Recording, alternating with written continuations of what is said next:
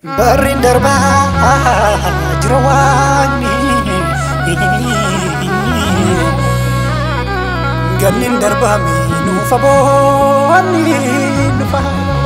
nukani kuni wanda mabata jirenya tu duanyata akas kuno amanera Lape kenyati fudanera Yesus ini amanera Lape kenyati fudanera Ela kasi amanera kuno Ela kasi kabanera kuno Ela kasi fudanera Yesus ini fudanera Ela kasi kabanera kuno Ela kasi amanera kuno Yesus ini fudanera kuno Lape kenyati fudanera itu Yesus ini fudanera Fudanera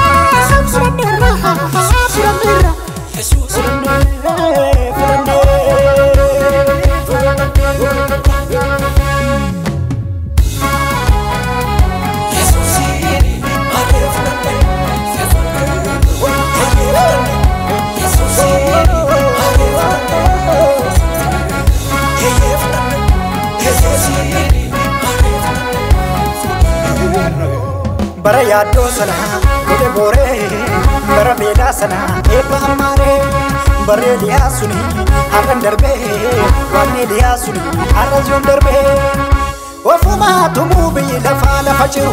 bari nufti bari ndabati, wamantanu akarkati, duni jirenya takajane lamanjuru,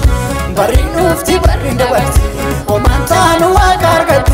wafuma tumu bi lafa fajiru. Bari nufti bari ndabati Omantanu akarkati Duni jirenya takajene lamanjuru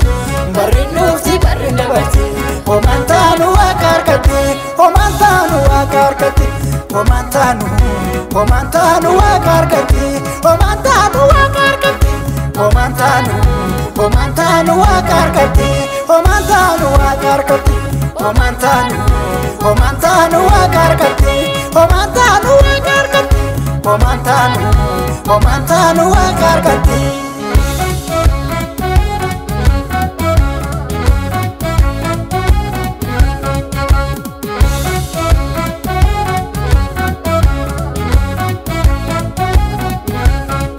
Yado kamu amayu kakubana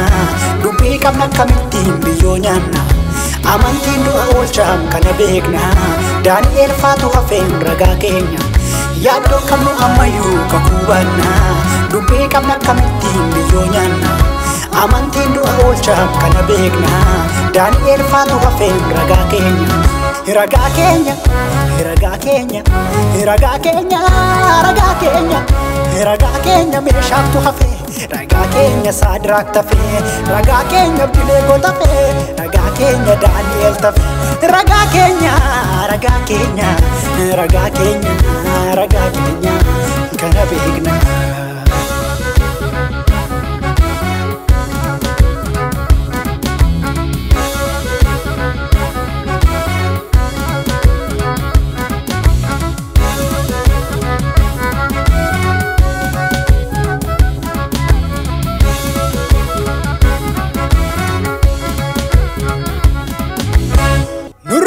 Wanti biyarasu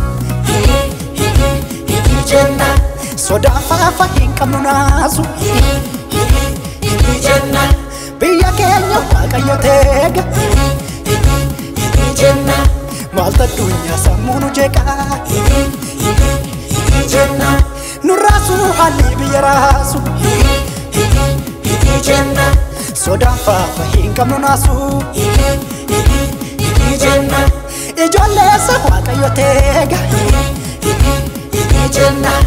maaltu addunyaa sammuu nu jeeqaa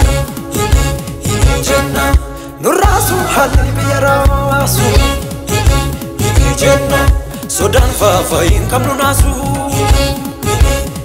jenna ijoollee isaa waaqayyo teeka jenna maaltu addunyaa sammuu nu jeeqa